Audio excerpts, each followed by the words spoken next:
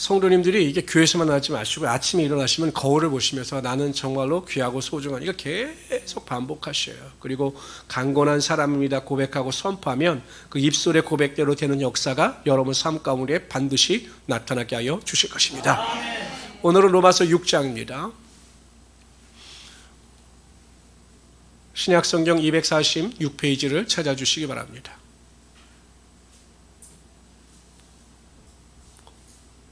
신약성경 246페이지 로마서 6장입니다. 로마서 전체의 주제는 이신득이 오직 믿음으로 구원을 얻는다라고 말씀드렸습니다. 로마서의 핵심은 로마서 1장 16절 17절에 나오고 있는 사도 바울의 고백입니다. 내가 복음을 부끄러워하지 아니하노니 이 복음은 모든 믿는 자에게 구원을 주시는 하나님의 능력이 됩니다. 먼저는 유대인에게요, 그리고 헬라인에게로다. 복음에는 하나님의 의가 나타나서 믿음으로 구원 얻는 믿음에서 믿음에 이르게 하나니, 성화의 믿음에 이르게 하나니 기록된 바 오직 의는 믿음으로 말미암아 살리라 함과 같으니라.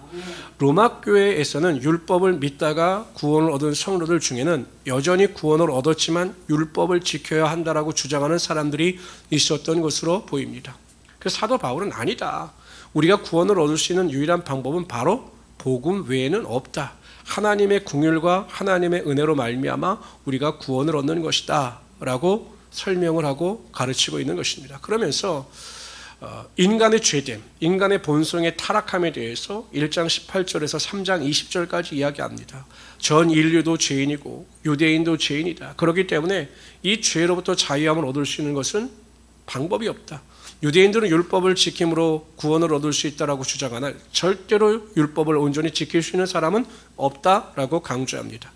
그러면서 3장 21절에서 5장까지는 그렇다면 우리가 이 죄 가운데 구원 얻을 수 있는 방법은 무엇인가에 대하여 설명하면서 오직 그리스도의 속량, 하나님의 은혜로 말미암은 그리스도의 속량, 그 속량이란 무엇이냐? 예수께서 우리의 죄를 담당하시어 돌아가시고 우리의 죄를 사하시고 우리에게 영생의 축복을 주시기 위하여 부활하셨다라고 하는 복음을 믿을 때 우리에게 하나님께서 의롭다 칭하시며 구원의 축복과 능력이 나타나게 하여 주신다라고 사도 바울이 3장 21절에서 5장까지 강조합니다. 그리고 나서 사도 바울은 6장서부터 8장에서 무엇을 강조하느냐? 그렇다면 구원 얻은 성도들이 어떻게 살아가는 것이 하나님의 뜻이고 어떻게 살아가는 것이 바른 길인가에 대해서 6장부터 8장까지 강조하고 있는 것입니다. 어찌 보면 여러분, 우리에게 가장 절실한 문제이죠. 수요 예배 이렇게 나오신 우리 권사님들, 우리 집사님, 우리 장로님들 같은 경우에는 우리가 이미 믿음으로 말미암아 구원을 얻었습니다. 그러니까 우리는 내가 이 구원을 받았나 못 받았나 너무 걱정할 필요가 없어요. 그러나 우리가 두렵고 떨리는 마음으로 내 구원에 대해서 뒤돌아보고 정말 다시 한번 복음을 생각하고 할 필요는 있죠. 우리에게 중요한 것은 이제 그렇다면 내가 어떻게 하나님 안에서 구원받은 자답게 살아가야 하느냐. 이것이 오늘 6장서부터 시작되는 로마서의 핵심이라는 것입니다.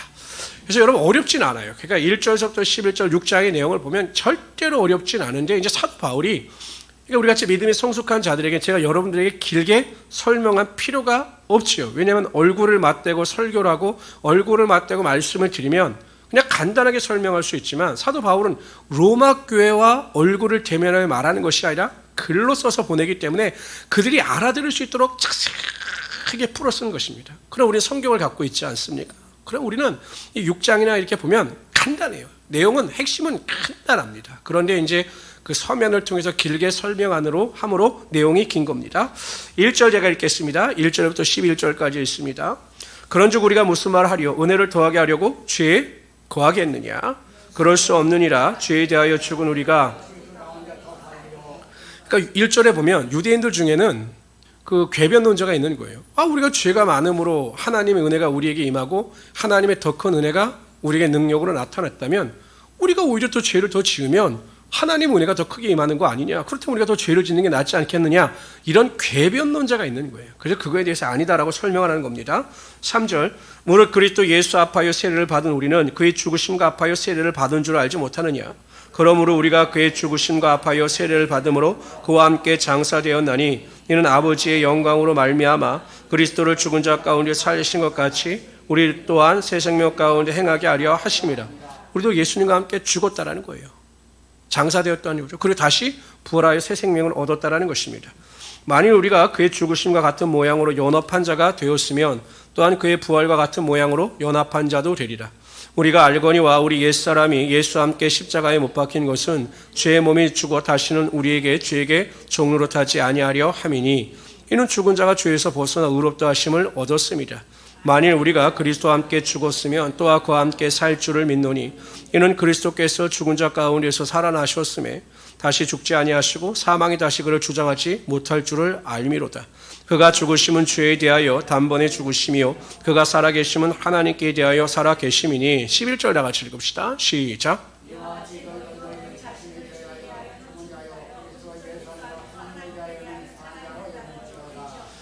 핵심은 이겁니다. 우린 더 이상 죄인이 아니에요. 우리는 예수 그리스도께서 십자가에 달려 돌아가실 때 우리 죄는 죽었다라는 것입니다. 그리고 새로운 내가 되었다라는 것입니다. 새로운 내가 되었기 때문에 우리는 의인으로서 거룩한 삶을 살아가야 한다라는 것입니다. 사도 바울은 이것과 관련해서 고린도후서 5장 15절에 이렇게 말하고 있습니다. 다 같이 읽어봅시다. 시작.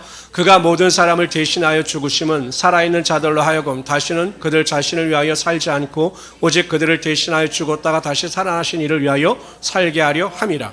그러니까 예수님께서 왜 십자가에 달려 돌아가셨는가? 왜 우리의 죄를 대속하여 돌아가셨는가? 살아난 우리들이 이제 더 이상 나를 위하여 살지 않고 죄악 가운데 살지 않고 예수 그리스도를 위하여 살게 하려 하시게 하여 십자가에 달려 돌아가셨다는 것입니다. 예수님께서 원하시는 것이 무엇인가? 거룩함 가운데 의로움 가운데 살아가는 것이 예수 그리스도의 뜻이라는 것입니다. 그러면서 사도 바울은 우리가 거룩한 자로 살아가기 위해서 가장 중요한 것이 무엇인가? 첫 번째 단계가 무엇인가에 대하여 설명합니다. 11절 읽어봅시다. 시작. 이와 같이 너희도 너희 자신을 죄에 대하여 죽은 자요 그리스도 예수 안에서 하나님께 대하여 있는 살아있는 자로 여길지어다. 여길지어다. 이게 뭐냐? 생각할지어다. 마음에 품을지어다. 가슴에 새길지어다. 이런 마음이에요. 이게 무엇이냐? 우리의 생각이 하나님께 대하여 살아있는 자로 생각하라는 것이에요. 이게 굉장히 중요합니다, 여러분.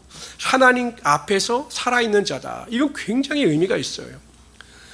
이사야서 6장에 보면 이사야가 하나님의 천상회의를 목격하게 됩니다. 스랍들, 천사들이 모여 있어요. 근데 갑자기 그 성전에 흰 연기가 나타납니다. 이것은 하나님의 임재예요. 그래서 이사야가 하나님을 본 겁니다. 하나님을 봤으면 영광일 텐데 이사야는 두려웠어요. 왜냐하면 죄가 있는 죄인이 하나님을 볼 경우에는 죽임을 당하거든요. 거룩하신 하나님을 죄악된 인간은 볼 수가 없어요. 보는 순간 죽는 겁니다. 그래서 이사야가 탄식합니다.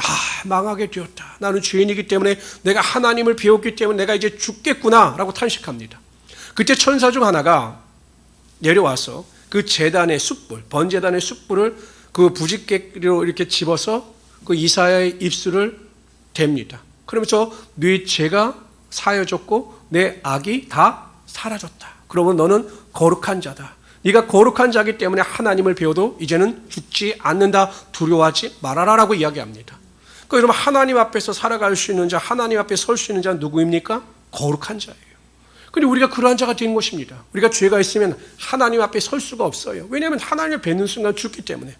그러나 하나님께서 우리를 의롭다 칭하시고 우리의 이 죄를 모두 사하여 주셨기 때문에 우리가 의인으로서 거룩한 자로서 살아있는 하나님 앞에서 살아갈 수 있게 되었다. 이것을 생각하면서 살아가라는 것입니다.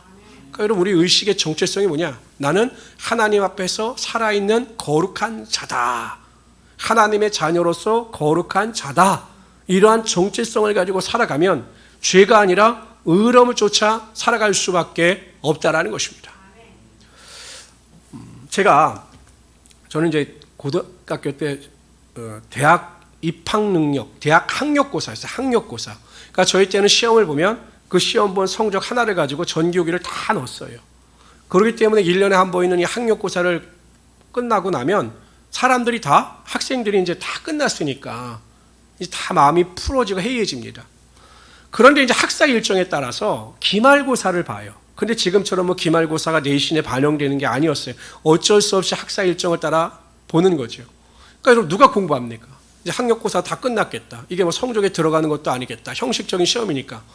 시험 제대로 안 봐요. 고3 뭐 교실 시험 때가 되면 선생님들도 그냥 나가십니다. 컨닝을 하든 말든 그냥 마음대로 해라. 이렇게 나가시는 거예요. 그러니까 막 그냥 난리가 나죠. 막 컨닝하고 보여달라 막 야 주시고 난리가 나는 거예요. 근데 우리 반 반장은요 절대 안 그래요. 우리 반장은 평상시와 똑같이 공부를 하고 혼자만 컨닝도 안 하고 딱 시험을 봅니다. 애들이 보기엔 야 잘난 척 하지 마 막 이러죠. 뭐 너만 반장이면 다냐 막 이렇게 이야기해요. 근데 그 말하는 거예요. 내가 반장이기 때문에 내가 흐트러지면 전체가 흐트러져서 안 된다는 거예요. 그래서 나는 반장이기 때문에 학칙을 쫓아가고 교칙을 쫓아간다. 이렇게 이야기하는 거예요. 야, 그 어린 게 얼마나 멋있습니까? 지금 고3이면. 지금 보니까 크게 됐어요. 제가 보니까. 크게 됐어요. 그러니까 정체성이에요. 나는 반장이다. 한 반에서 한 반을 책임진 반장. 이 정체성이 있으니까 남들이 다 하는 행동을 하지 않는 거예요. 예수 믿는 사람들도 마찬가지죠. 내가 하나님 앞에서 살아있는 자고 만군의 하나님께서 나를 인정한 자다, 거룩한 자로 인정한 자다라고 하는 의식이 있으면 우리가 어떻게 거짓말을 하고 다른 사람을 미워하고 말씀대로 살지 않고 세상 사람들과 똑같이 살 수 있겠느냐라는 것입니다. 제가 이번에도 하나 체험한 것이 있는데 어떤 문제를 제가 만났어요. 문제. 근데 그분이 이제 하여튼 우리 상가하고 좀 관련이 있는 분인데 교회 다니는 분이에요. 야, 근데 자신의 이익과 관련된 일이니까 믿는 거고 뭐고 없더라고요. 그래서 제가 와, 어떻게 속으로 예수 믿는 사람이 저럴 수 있을까라는 생각을 했어요. 그랬더니 제가 이제 아시는 분한테 그랬죠. 아유, 참 당연히 이해는 되는데 좀 예수 믿는 사람들이라면 자기가 손해를 보더라도 이렇게 하는 게 맞는 것 같은데 참 안타깝네요. 뭐 당연해요. 당연해요. 왜냐면 요즘에 자기한테 손해보는 사람이 어디 있어요. 근데 본인이 조금만 손해를 보면 그냥 다 이득이 될 수 있는 일인데 자기 손해만 생각하고 안 된다는 거죠. 그래서 그 상대방의 말씀이 걸작입니다. 목사님, 그래서 부자가 되는 거예요. 목사님이나 저는 부자가 못 돼요. 왜냐하면 남의 형편 다 봐주고 이해해주고 안 됐구나. 이렇게 하면 부자 안 돼요. 부자는 악착 같아야 돼요. 그냥 얼굴에서 그냥 탁 안면을 몰수하고요. 자기 걸 챙겨야 부자가 되는 거예요. 아, 그렇구나. 그래서 부자가 됐구나. 근데 하나님께서 기뻐하시겠어요? 근데 제가 끝까지 참았어요. 화가 나도. 그때 이제 미안하신 줄 아는지 저한테 연락이 왔더라고요. 목사님 죄송하다고. 근데 제가 보기엔 아니에요. 예수 믿는 사람들은 그러면 안 되는 거예요. 내가 하나님의 거룩한 하나님의 자녀고 하나님께서 나를 위하여 예수 그리스도를 독생자로 보내주시고 나를 위하여 십자가 달려 돌아가셨다. 그 은혜를 생각하면 하나님의 영광을 가리울 수 있는 일을 어떻게 할 수 있겠느냐라는 것이에요. 근데 우리는 자신의 이익이나 자신에게 피해가 되거나 자신에게 고통이 되면 전혀 그런 것을 망각하고 그냥 내 생각대로 사는 거예요.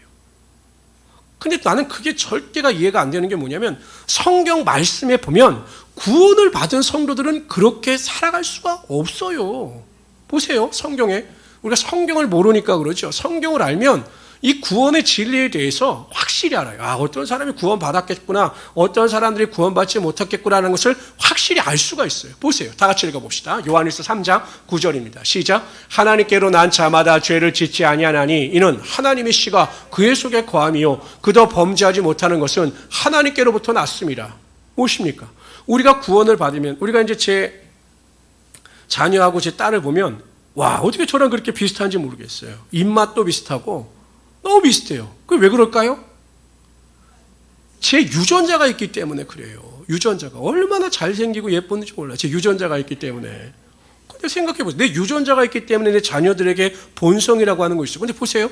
우리 안에 구원을 받을 때 예수 그리스도를 영접할 때 복음을 믿을 때 하나님의 씨가 우리 안에 들어가게 된다는 것이에요. 그럼 하나님의 거룩한 씨가 유전자가 우리 안에 있으면 어떻게 우리가 거짓말하고 죄악 가운데 그렇게 세상 사람들과 똑같이 살아갈 수 있겠느냐라는 것입니다. 여러분, 우리가 입술로 고백하여 구원을 얻는다? 그것만 믿고 입술로 시인해서 내가 구원을 받다 이게 아니라는 것이에요. 정말로 입술로 예수 그리스도를 고백하고 시인하는 자는 그 순간 하나님의 씨가 우리 안에 들어가므로 항상 거룩함을 쫓아 살아갈 수밖에 없다라는 것입니다. 그래서 우리 성도님들은 항상 그것을 기억하시고 믿음을 쫓아 거룩함 가운데 승리하며 살아갈 수 있는 하나님의 귀한 성도들이 되시기를 주님의 이름으로 축원합니다. 우리 12절부터 읽읍시다. 12절부터 23절입니다.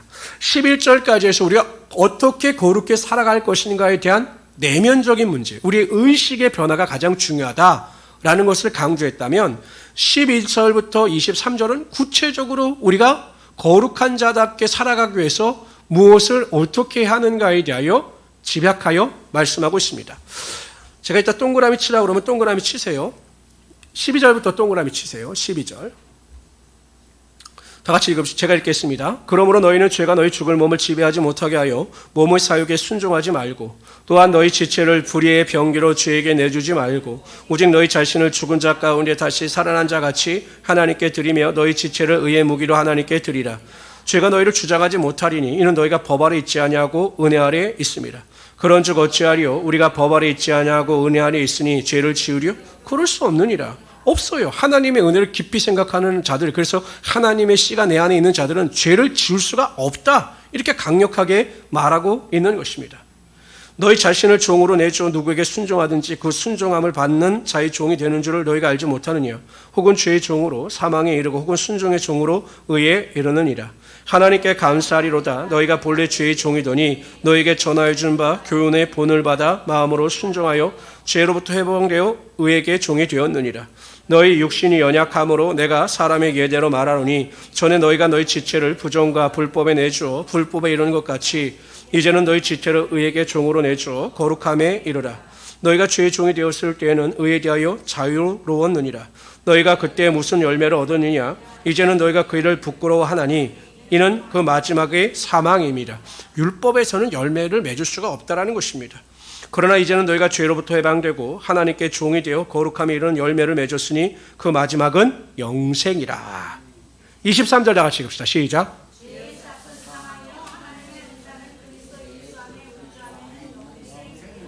구체적으로 우리가 성화의 삶을 살아가기 위해서 어떻게 하느냐? 12절 제가 동그라미 치라고 말씀드렸죠? 다시 한번 읽어봅시다. 시작. 그러므로 너희는 죄가 너희 몸을 지배하지 못하게 하여 몸의 사욕에 순종하지 말고, 몸의 사욕에 순종하지 말라라는 것입니다. 이것을 요한일서에 보면, 요한일서 2장에 보면 육신의 정욕과 안목의 정욕과 이생의 자랑이에요.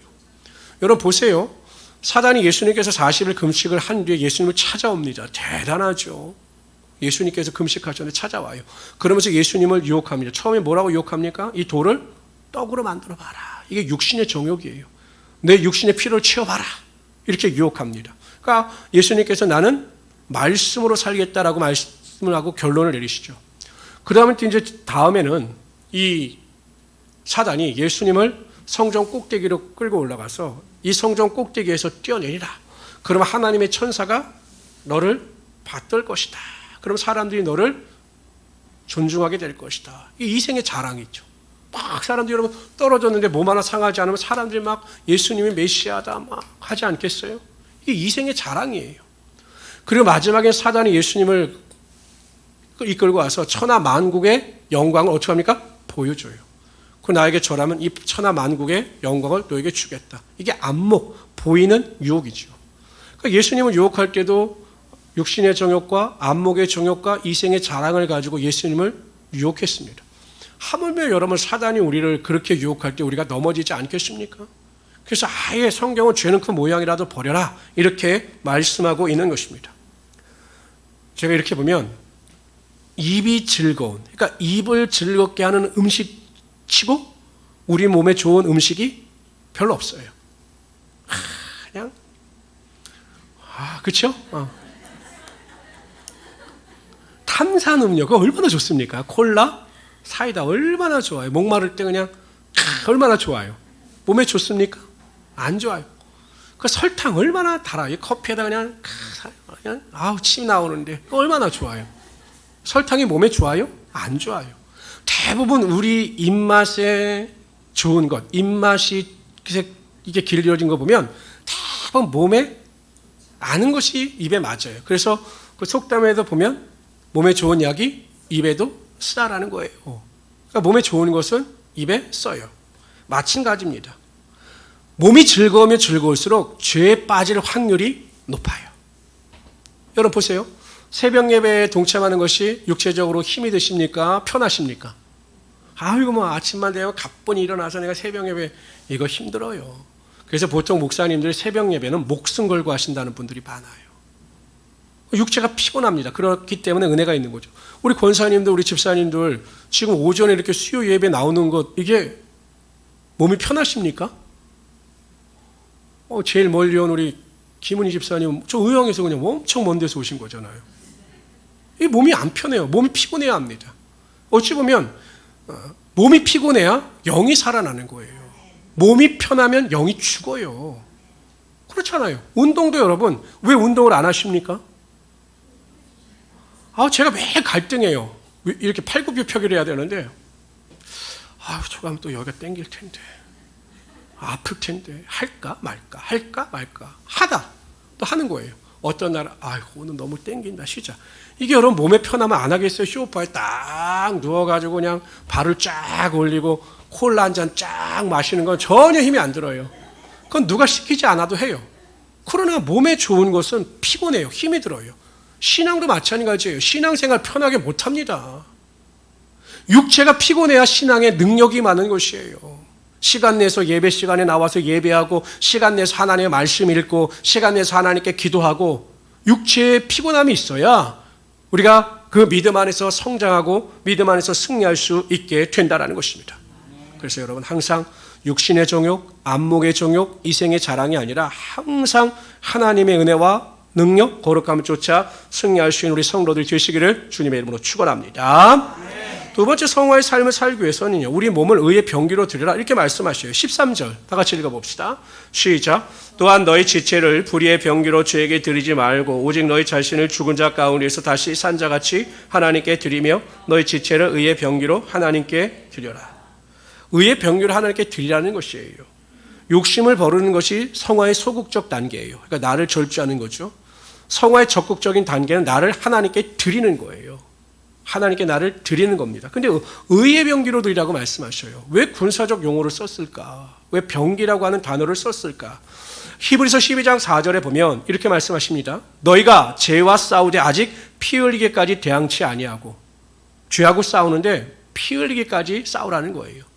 그러니까 죄를 이겨라, 죄를 극복하라, 이게 아니에요. 죄와 싸워라. 어떻게 싸우느냐? 피 흘리기까지 싸워야 한다. 이게 영적 전쟁인 거죠.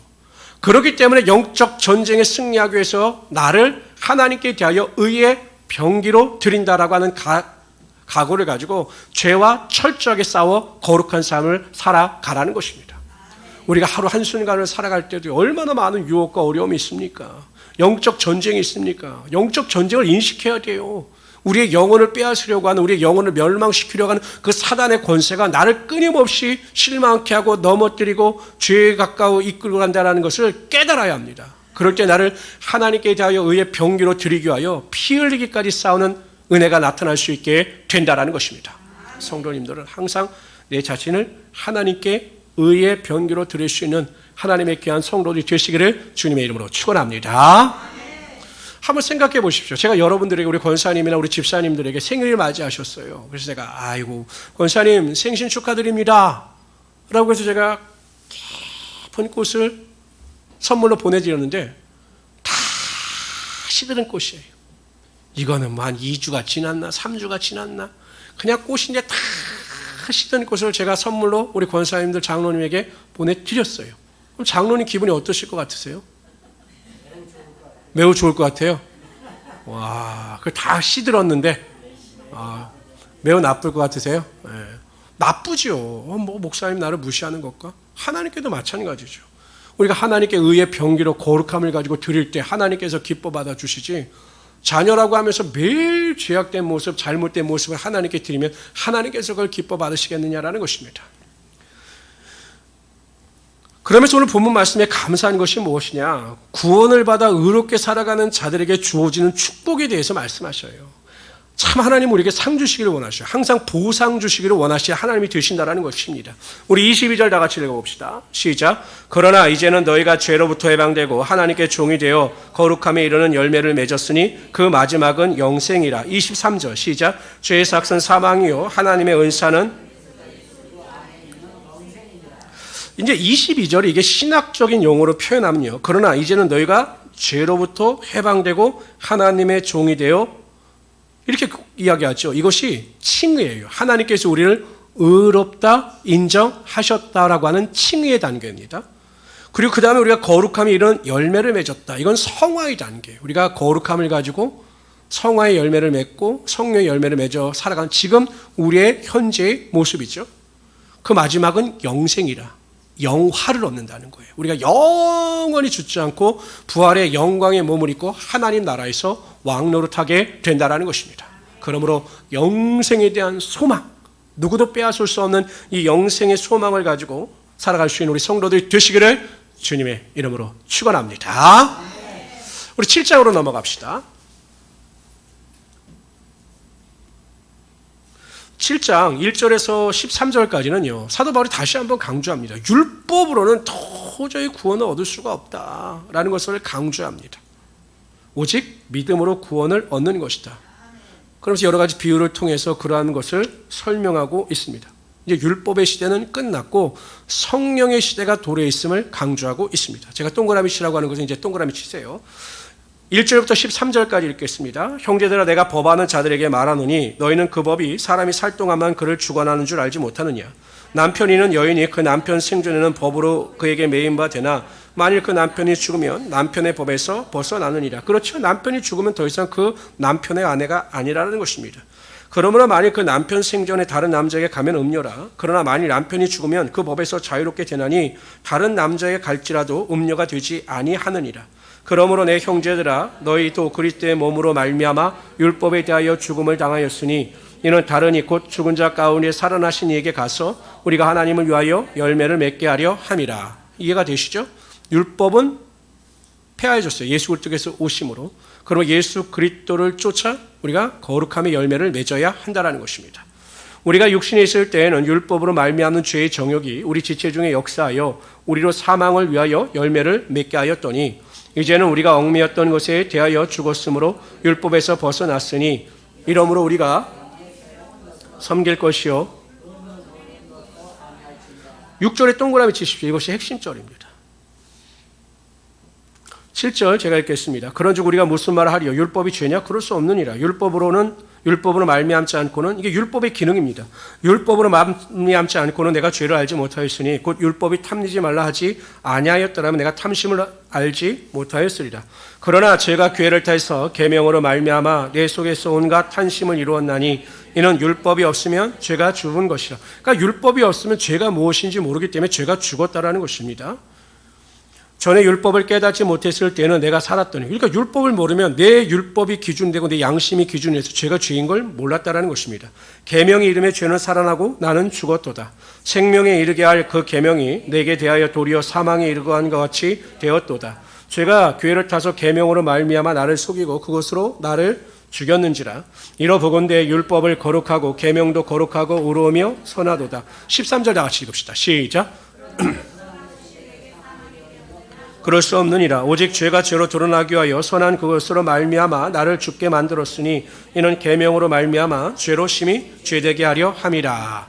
그렇다고 율법이 악한 것이냐? 아니에요. 율법은 항상 선하고 바른 것이다.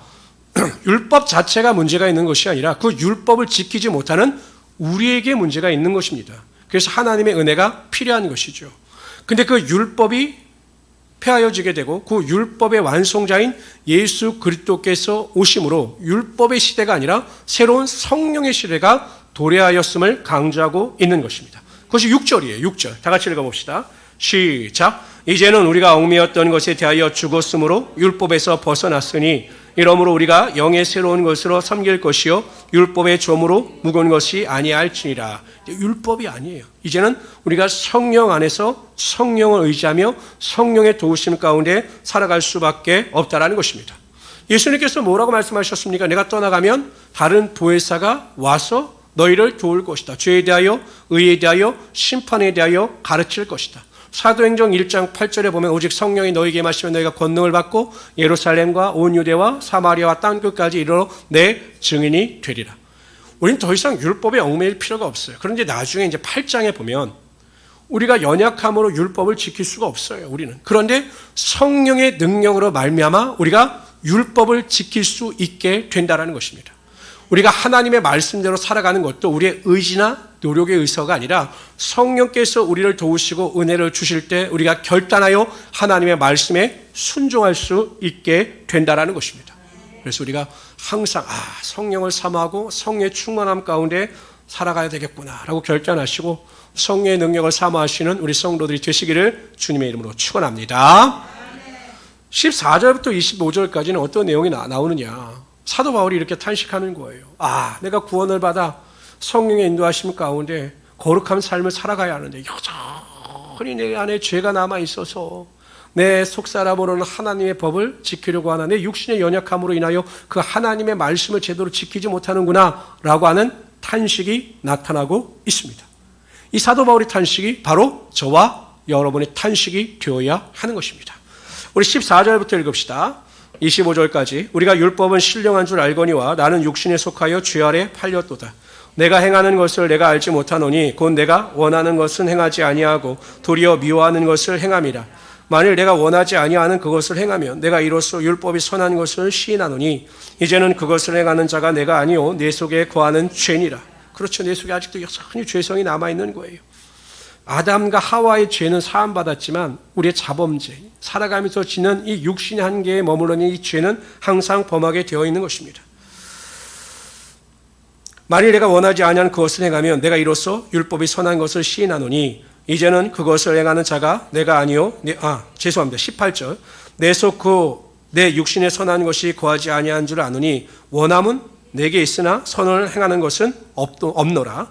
내가 원하는 바 선은 행하지 아니하고 도리어 원하지 아니하는 바 악을 행하는도다. 만일 내가 원하지 아니하는 그것을 하면 이를 행하는 자는 내가 아니요 내 속에 거하는 죄니라. 그러므로 내가 한 법을 깨달았나니 곧 선을 행하기 원하는 나에게 악이 함께 있는 것이로다. 내 속사람으로는 하나님의 법을 즐거워하되 내 지체 속에서 한 다른 법이 내 마음과 법과 싸워 내 지체 속에 있는 죄의 법으로 나를 사로잡는 것을 보는도다. 오라 나는 곤고한 사람이로다. 이 사망의 몸에서 누가 나를 건져내랴.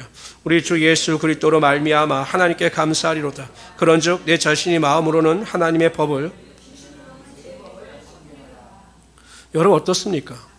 여러분 예수 믿고 구원받은 이후에 한 번도 죄를 범하지 않으셨습니까? 한번 이렇게도 여쭤보죠. 내가 정말 하나님 뜻대로 살고 싶어요. 그런데 우리가 하나님 말씀대로 살지 못하고 내 스스로 생각하기 내가 정말 하나님의 말씀에 불순종했구나. 내가 죄를 지었구나. 라고 깨달을 때 기분이 어떠십니까? 창피하십니까? 죄송스럽죠. 그 내 자신이 미워지지 않습니까? 내가 왜 이러는지 몰라. 내가 왜 이러는지 몰라. 사람은 항상 예수를 믿지만 탄식하고 절망합니다. 그런데 저는 이게 당연하고 이러한 자들에게 하나님의 은혜가 임한다고 확신합니다. 왜냐하면요. 병을 알아야 병을 고칠 수 있어요. 맨 처음에요. 의사들이 환자에게 당신은 병에 걸렸습니다 라고 하면 두 가지가 있대요. 에이 설마요. 나는 건강한데요. 라고 반응하는 환자와 그렇습니까? 그럼 제가 어떻게 하면 되겠습니까? 라고 반응하는 환자가 있다고 합니다. 근데 자신의 병을 거부하고 인정하지 않는 환자는 병 고치기가 어렵다라고 해요. 우리가 신앙에 성숙하면 성숙할수록 우리가 더 많은 죄에 노출되는 거예요. 그 이유가 무엇이냐? 막 구원을 받아 은혜 가운데 살아갈 때는 하나님의 말씀을 모르기 때문에 솔직히 뭐가 죄인지를 잘 몰라요. 성숙하지 못한 성도는 이렇게 이야기합니다. 남을 미워하지 않는 것, 원수를 미워하지 않는 것, 이것이 하나님 앞에 의로운 것 아니겠습니까? 그 정도만 해도 나는 죄를 범하지 않는 것 아니겠어요? 라고 말씀을 합니다. 그런데 성경을 깊이 알면 그게 아니거든요. 하나님께서는 미워하지 말아라 하셨을 뿐만 아니라 그를 사랑하라 이렇게 명령하셨어요. 그러면 사랑하지 못하는 것도 죄인 거죠. 그렇기 때문에 신앙이 성숙하면 성숙할수록 죄에 대해서 더 많이 알게 되고 그로 인하여 더욱 괴롭게 되는 것입니다. 사도 바울이 바로 그러한 탄식을 하고 있는 것이에요. 그러나 그렇게 탄식하고 절망하며 또 다른 하나님의 은혜를 구하며 더 성숙한 자리로 나아가는 자들에게 하나님께서 하늘의 문을 여시고 그러한 자들에게 하나님의 능력이 더 크게 나타나게 하여 주신다라는 것입니다. 그래서 제가 몇 번 말씀드렸지만 전주에 있을 때 한 구속교육장은 남편하고 싸우면 기도회에 안 나와요. 제가 하도 궁금해서 나중에 물어봤어요. 그래도 수석교육장님 남편하고 싸워도 나와서 기도하셔야지. 믿음 없이 그게 뭐예요? 아이고 목사님 아는데요. 분명히 내가 또 와서 기도하면 하나님이 이렇게 말씀하셔요. 네가 용서해라. 네가 사랑해라. 이 말씀을 주시는데 뻔히 내가 기도에 나오면 그렇게 말씀하시면 난 그렇게 해야 되는데 내가 이번에는 그렇게 하고 싶지가 않아요, 목사님. 그러니까 조금만 기다려주세요. 저 혼자 한번 버텨볼래요. 뭐 이랬는데 결국 나오셔요. 나오셔서 또 기도하고 집 나간 탕자를 용서하듯이 그 남편을 용서하고 또 모든 것을 풀어가는 모습을 보게 되었습니다. 이것이 성장이고 성숙이에요. 하나님께서는 바로 그러한 것을 우리에게 원하시는 것입니다. 그런 은혜와 능력을 가지고 승리하며 살아가시는 우리 성도들 되시기를 주님의 이름으로 축원합니다. 기도합시다. 주시 하나님, 오늘의 말씀의 핵심은 이렇습니다. 예수님께서 우리를 위하여 십자가에 몸짓게 피 흘려 우리의 죄를 담당하시어 돌아가셨습니다. 예수님께서 이렇게 돌아가시는 것은 살아있는 우리가 다시는 우리를 위하여 살지 않고 예수 그리스도를 위하여 살게 하려 하심이라고 말씀하셨습니다. 하나님, 우리가 예수 그리스도로 말미암아 의롭게 되고 거룩한 자가 되었습니다. 이제는 하나님을 위하여 의롭고 거룩한 삶을 살아가는 성도들, 하나님의 말씀에 절대적으로 순종하며 살아갈 수 있는 우리 자신이 되게 하여 주시옵소서. 성령의 능력을 허락하여 주시옵고 그 은혜 가운데 기뻐하며 소망 가운데 넉넉히 이기며 승리하게 하여 주시옵소서. 우리 함께 하심을 감사하며 예수님의 이름으로 기도드리옵나이다. 아멘.